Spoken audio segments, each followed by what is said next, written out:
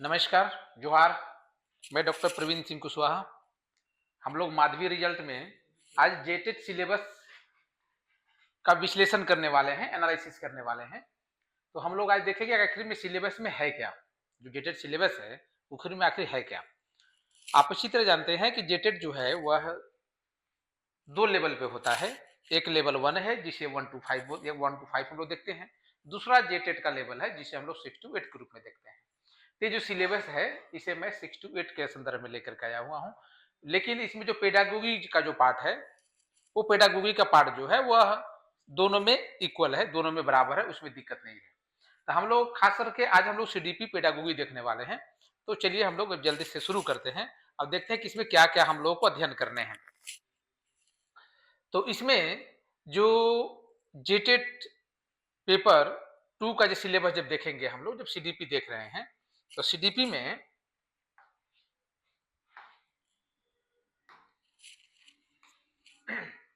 CDP में जब सबसे पहले हम लोग देखेंगे तो आता है कि चाइल्ड डेवलपमेंट एंड पेडागोगी। यह होता है पूरे 30 नंबर का। 30 क्वेश्चन होंगे, 30 नंबर होंगे, यानी कि 30 क्वेश्चन और 30 मार्क्स भी होंगे। इतना ही मार्क्स का हम लोगों को स्टडी करना है। तो लेकिन ये जो सीडीपी हम लोग जो अध्ययन करने वाला है, चाइल्ड डेवलपमेंट एंड पेडागोगी, ये अपने आप में एक बृहद सिलेबस है और इसको हम लोग देखने में काफी छोटा दिखता है, लेकिन है बहुत गहराई इसमें। खास करके आप लोगों ने बीएड डीएलएड किया है, तो मैं जब आपको क्लास लूंगा आगे, इस बात को ध्यान रखना है कि मैं प्रयास करूंगा कि आपका जो बीएड डीएलएड में आपने जो भी विषय पढ़ा है उसको कोरिलेशन कर करके मैं आपको पढ़ाऊंगा। उससे आपको ये समझ में आएगा, क्योंकि आपने जो पहले पढ़ा है वो आपको बहुत ज्यादा बल देगा सीटेट के सीडीपी में। तो उसको हम लोग देखेंगे। इसमें हम लोग जो देख रहे हैं चाइल्ड डेवलपमेंट, इसमें एलिमेंट्री स्कूल चाइल्ड क्वेश्चन, तो इससे पूछते जाते हैं 15 प्रश्न। याद रखेंगे, चाइल्ड डेवलपमेंट, इसमें एलिमेंट्री स्कूल चाइल्ड की बात करेंगे तो इससे 15 क्वेश्चन पूछे जाते हैं। तो इसमें यह है। दूसरा है कि इसमें हम लोग पढ़ना क्या क्या है। तो पहले पढ़ना है concept of development and its relationship with learning. विकास की अवधारणा क्या है और इसका अधिगम से क्या संबंध है, इसके बारे में हम लोग अध्ययन करेंगे। तो इसमें जब डेवलपमेंट की बात हम लोग करेंगे, जब डेवलपमेंट का स्टडी करेंगे, तो हम लोग इसमें फिजिकल, मेंटल, इमोशनल, ये सभी प्रकार के डेवलपमेंट का अध्ययन करेंगे। जब मेंटल का अध्ययन करेंगे, मेंटल डेवलपमेंट का, तो उसमें हम लोग कॉग्निटिव डेवलपमेंट का स्टडी करेंगे साथ में, जिसको हम लोग मेंटल डेवलपमेंट के अंतर्गत ही देखते हैं। अब दूसरा हम लोग इसमें स्टडी करेंगे principle of the development of children. जो बालक का विकास है, जिसे हम लोग बाल विकास भी बोलते हैं, उसके सिद्धांत कौन कौन से हैं, किस किस सिद्धांत पे इसके विकास को हम लोग अध्ययन करेंगे, तो इसको देखेंगे। इसके अलावा influence of heredity and environment हम लोग जो स्टडी करेंगे, उसमें हम लोग जो स्टडी करेंगे इसमें हम लोग देखेंगे हेरिडिटी एनवायरनमेंट, जिसे हम लोग वंशानुक्रम और वातावरण बोलते हैं। तो वंशानुक्रम यह जानने का प्रयास करेंगे कि यह जो बालक है जो सामने, उसमें वंशानुक्रम से अपने वंश से क्या क्या लिया है। उसी में हम लोग देखेंगे कि माता पिता के जो जीन है, माता पिता के जो दो ब्रांचेज है, उससे उसे क्या मिला। और दूसरा है एनवायरनमेंट। एनवायरनमेंट में यह जानने का प्रयास करेंगे कि आखिर में जो बालक है वह पर्यावरण से कैसे प्रभावित होता है, क्योंकि जन्म से पहले माता पिता से विशेषताएं तो मिल जाती हैं, लेकिन जब वो सोसाइटी में आता है जन्म लेने के पश्चात, तो उसे आसपास के जो वातावरण है, चाहे पारिवारिक वातावरण हो, सामाजिक समुदाय का वातावरण हो, या उसके विद्यालय का वातावरण हो, या मित्र साथियों के साथ जो वातावरण प्राप्त हो रहा हो, या खेल के मैदान से जो वातावरण उसमें प्राप्त हो रहा हो, वो सभी वातावरण से संबंधित है। इसके बाद हम लोग आगे स्टडी करें सोशलाइजेशन प्रोसेस, समाजीकरण की प्रक्रिया क्या है, इसको अध्ययन करेंगे। हाँ, इस बात का मैं आपको ख्याल रखूंगा कि जब हम आपको क्लास कराएंगे, तो क्योंकि आप झारखंड से, बिहार से जैसे ज्यादा हैं, तो आपको ज्यादा हिंदी मीडियम की आदत होगी, तो मैं प्रयास करूंगा कि हिंदी मीडियम में इसको सबसे ज्यादा लेकर के चलें। लेकिन अभी सिलेबस मैं डिस्कस कर रहा हूँ, इसलिए मैं इंग्लिश में कर रहा हूँ और बाकी मैं उसका हिंदी में आपसे समझाते जा रहा हूँ। तो सोशलाइजेशन प्रोसेस है, सामाजिकरण प्रक्रिया क्या क्या है, कौन कौन सी सामाजिकरण की प्रक्रियाएं हैं। तो उस प्रक्रियाओं में देखेंगे एक सोशल वर्ल्ड, एक सामाजिक दुनिया है, जो सामाजिक दुनिया है उसके बारे में अध्ययन करेंगे, और दूसरा करेंगे कि विद्यार्थी के साथ जिनका जुड़ाव है। तो कौन जुड़ाव है? सबसे पहले पेरेंट्स मिलते हैं, विद्यार्थी के साथ जुड़ाव होता है, दूसरे इसके मित्र होते हैं, और तीसरे होते हैं शिक्षक जो विद्यालय से जुड़े हुए होते हैं।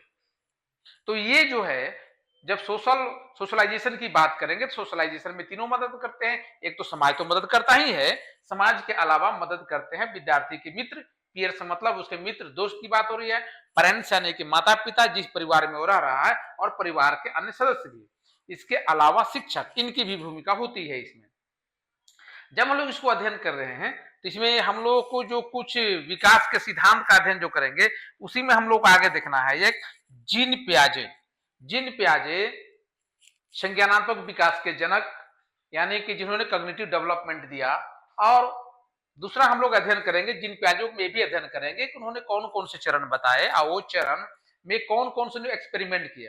प्राय आप लोग जब क्लास करते हैं तो क्लास करने के दौरान दिक्कत ये आती है कि आप लोगों को केवल वो ज्ञान बताया जाता है जो एग्जामिनेशन में केवल पूछा जा रहा है, और इसके अलावा ये देखा जाता है कि कैसे प्रश्न आएंगे। इसलिए रटने के मैं फोकस करूंगा प्रैक्टिकल पे। आप याद रखिएगा, सीटेट एक ऐसा एग्जामिनेशन है, या जेटेट एक ऐसा एग्जामिनेशन है जिसमें इस बात का ध्यान रखा जाता है, जो भी टीचर एबिलिटी टेस्ट है, कि आपके व्यवहारिक पक्ष को जानना चाहता है बोर्ड, कि आखिर में या जब आप एक शिक्षक बनेंगे तो शिक्षक बनने के बाद आप क्या उसका व्यवहारिक पक्ष को जानते हैं कि नहीं। तो इसी में आपका जब एलिजिबिलिटी टेस्ट आपका लिया जाता है, एलिजिबिलिटी टेस्ट जब लिया जाता है टीचर का, तो उसके व्यवहारिक पक्ष को फोकस किया जाता है। तो हम लोग ये भी देखेंगे कि जीन पियाजे ने कौन कौन से चरण में कौन कौन से एक्सपेरिमेंट किए, उसको भी देखेंगे। इसके अलावा एक नाम आता है कोहल वर्ग का। कोहल वर्ग को हम लोग जो देखेंगे, जिन्होंने नैतिक विकास का सिद्धांत दिया है, तो इसके बारे में देखेंगे कि इन्होंने कौन कौन से स्टेप्स बताए हैं, कौन कौन से चरण बताए हैं कोहल वर्ग ने। इसमें इन्होंने एक केस स्टडी भी इन्होंने शामिल किया है कोहल वर्ग ने, उसका भी अध्ययन करेंगे कि आखिर में हम लोग जब सोचते हैं नैतिकता के बारे में, तो नैतिकता के कितने स्तर हैं, और उस पर हम लोग अध्ययन करेंगे इसके बारे में। इसके बाद तीसरा हम लोग देखेंगे वाइगोत्स्की को। इनका नाम है लेव वाइगोत्स्की। तो लेव वाइगोत्स्की को इन्होंने दिया है सामाजिक सांस्कृतिक विकास के सिद्धांत। इनके बारे में अध्ययन करेंगे कि आखिर में जेडपीडी है क्या, आखिर में स्केप फोल्डिंग है क्या स्केप फोल्डिंग कौन कर सकता है, मित्र की क्या भूमिका है, पेरेंट्स की क्या भूमिका है, टीचर की भूमिका स्केप फोल्डिंग में क्या है। इन सभी चीजों का हम लोग अध्ययन करेंगे। तो याद रखेंगे, यहाँ पे हम लोग एक तरह से बात करने वाले हैं कंस्ट्रक्ट को लेकर के।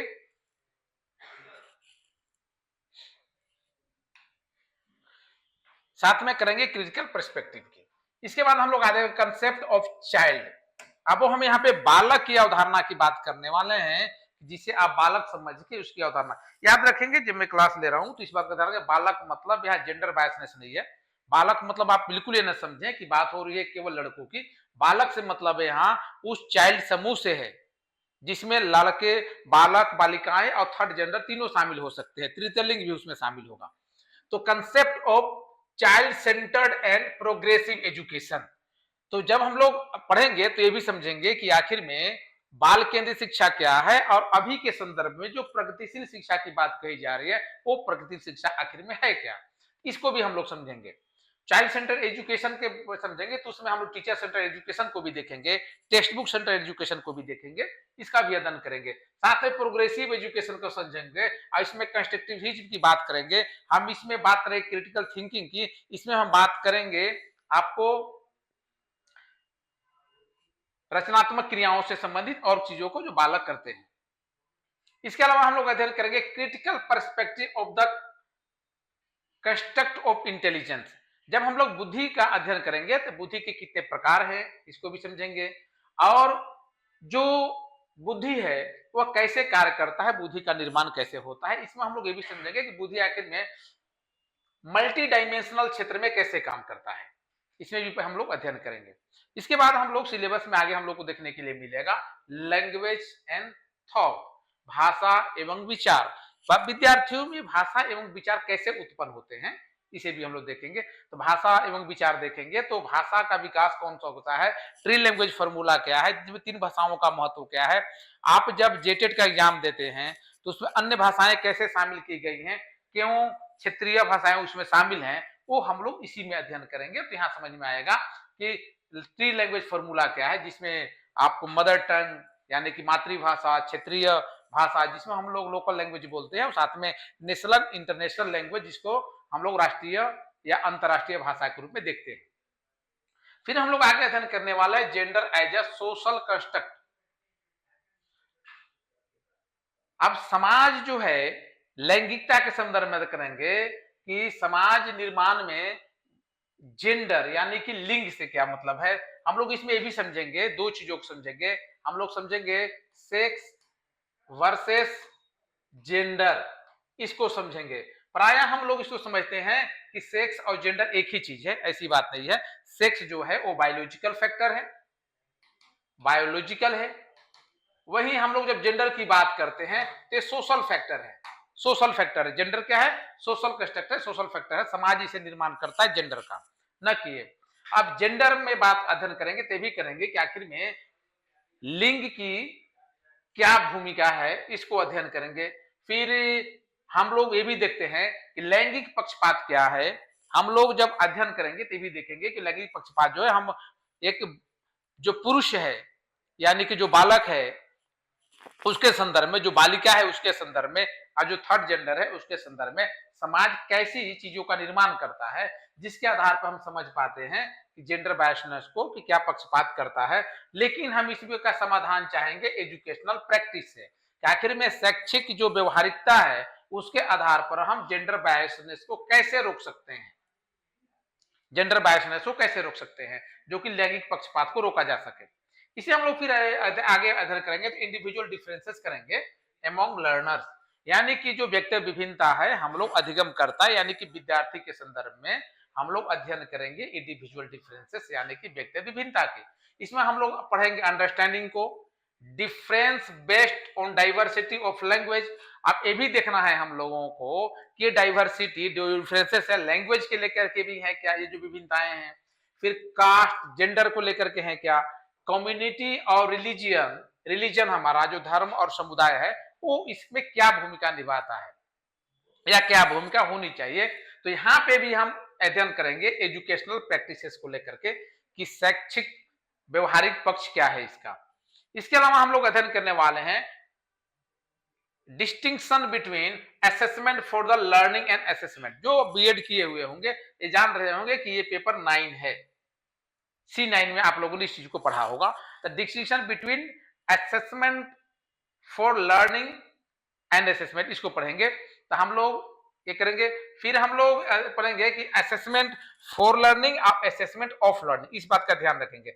एक पक्ष यहां होगा assessment for learning, assessment of learning, ये दोनों अलग अलग चीजें हैं। अधिगम के लिए मूल्यांकन और मूल्यांकन का अधिगम, ये दोनों तथ्यों को पढ़ेंगे। इसके बाद हम लोग करेंगे स्कूल बेस्ड असेसमेंट, विद्यालय में कितने प्रकार के मूल्यांकन किए जाते हैं। जैसे आप लोगों ने सुना होगा क्लासरूम में, जब आपके यहाँ पे विद्यार्थी जब पढ़ने जाते होंगे बच्चे, तो आप एक कोर्स FA, दूसरा सुना होगा आपने SA, यानी कि हम लोग यहाँ करते हैं टाइम टू टाइम असेसमेंट, ये होता है हमारा जो है वो समेटिव असेसमेंट होता है। तो ये चीजों को हम लोग देखेंगे उसमें, तो ये असेसमेंट देखेंगे। इसके बाद हम लोग कंटिन्यूअस एंड कॉम्प्रिहेंसिव एवेल्युएशन को देखेंगे कि अभी जो हमारा चल रहा है एवेल्युएशन वो कॉम्प्रिहेंसिव है या कंटिन्यूअस है, सतत एवं व्यापक मूल्यांकन की बात होती है, तो उससे भी हम लोग देखेंगे। अब इसका जो हम लोग प्रैक्टिस जो देखेंगे वो देखेंगे। इसके बाद हम लोग देखेंगे formulating appropriate question for assessing readiness level of learners for enhance learning and critical thinking in the classroom and for assessing learner achievement. जो बालक है, जो विद्यार्थी है, उसका क्लास के अंदर और क्लास के बाहर क्या उसका अचीवमेंट है। इसमें हम लोग ये भी देखेंगे कि करिकुलम की भूमिका क्या है। करिकुलम, करिकुलम में हम लोग देखते हैं दो पार्ट में देखते हैं, एक देखते हैं सिलेबस, एक हम लोग दूसरा पक्ष इसका देखते हैं वो देखते हैं को करिकुलर एक्टिविटी, को करिकुलर एक्टिविटी, एक्टिविटीज, पाठ सहगामी क्रियाएं क्या हैं और विषय वस्तु क्या है, इसका भी अध्ययन हम लोग इसमें करेंगे। अब दोनों के मूल्यांकन का भी अध्ययन करेंगे। तो हम लोग इसमें अध्ययन करेंगे और इसमें देखेंगे कि विद्यार्थी को तैयार कैसे करते हैं अधिगम के लिए। क्या कारण होता है कि विद्यार्थी को सीखने में दिक्कतें आती है, और जब विद्यार्थी को सीखने में दिक्कतें आती हैं तो वहां पे पेरेंट्स के अदर कंसेप्ट होते हैं और टीचर्स के अदर, तो अलग अलग तरीके से देते हैं। इसमें चाइल्ड की क्या भूमिका है, बच्चे की क्या भूमिका है, अब इसके लिए पीटीए पेरेंट टीचर एसोसिएशन की क्या भूमिका है जो कि उसके अचीवमेंट को बढ़ा सके, इस पे भी हम लोग अध्ययन करेंगे जब इस कोर्स को पढ़ेंगे। इसके बाद दूसरा पार्ट है, इसमें concept of inclusive education and understanding children with the special needs. इससे 5 प्रश्न पूछे जाते हैं। यह कोर्स जो है बीएड में लागू हुआ है 2015 में, 2015 के सेशन से ये कोर्स में आया है, क्रिएटिंग एन इंक्लूसिव स्कूल के नाम से। तो इसलिए आपको ये पुराने जो सिलेबस हैं उसमें आपको नहीं मिलेंगे, लेकिन अभी जब ये आए हैं तो ये इससे 5 प्रश्न निश्चित रूप से आते ही हैं और वो काफी अच्छे प्रश्न आते हैं, जिसमें हम लोग ये समझ पाते हैं कि स्पेशल चाइल्ड क्या है, स्पेशल नीड्स क्या है और फिजिकल चैलेंजेस बच्चे कौन से हैं। इसमें बाद हम लोग ये भी जानते हैं कि जो बच्चे डाइवर्स बैकग्राउंड से आते हैं उनको हम कैसे शामिल कर करके पढ़ाएंगे और उसके डिसएडवांटेज क्या है, डिप्राइव का, इसे भी अध्ययन करेंगे।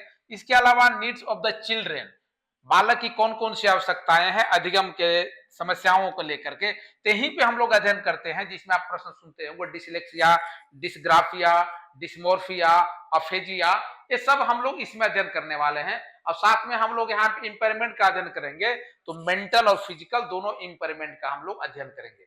इसके अलावा हम लोग जब एड्रेसिंग द टैलेंट, अब जो है हम लोग यह जानने का प्रयास टैलेंट करते हैं क्रिएटिवनेस क्या है, बच्चे में क्रिएटिविटी कैसे आएगी।